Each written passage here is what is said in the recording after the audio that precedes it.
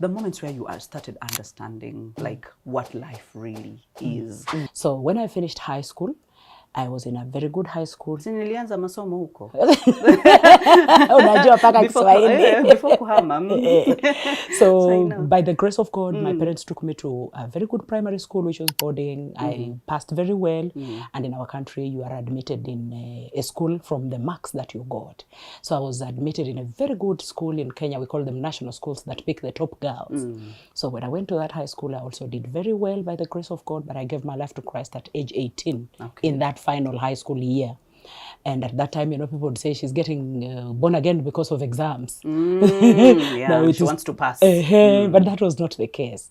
Somebody just preached in one of the meetings in school and said, today when you hear his voice, harden not your heart.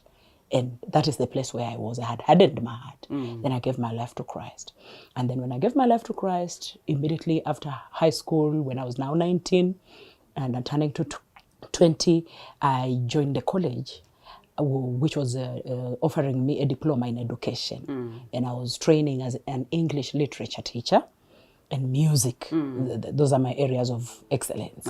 Instruments, music theory. The Lord has blessed me to sail very easily. English itself as a subject and literature. God has gifted me. I can read very many books in a very short time and analyze them and even help students to be able to get it so well.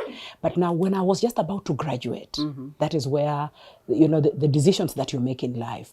When I was just about to graduate, that was 3 weeks to the graduation.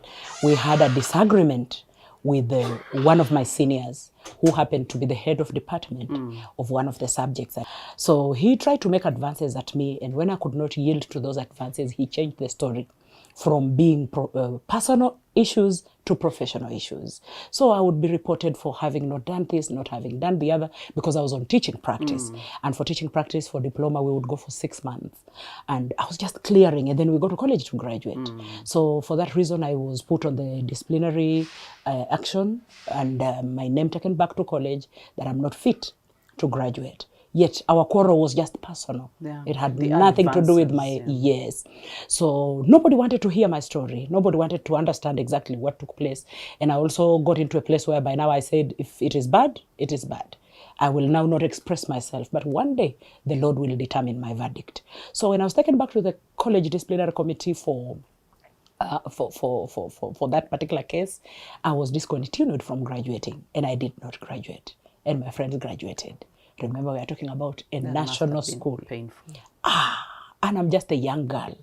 So when everybody else graduated, I felt so much embarrassed, so much shameful, reproach, disgrace.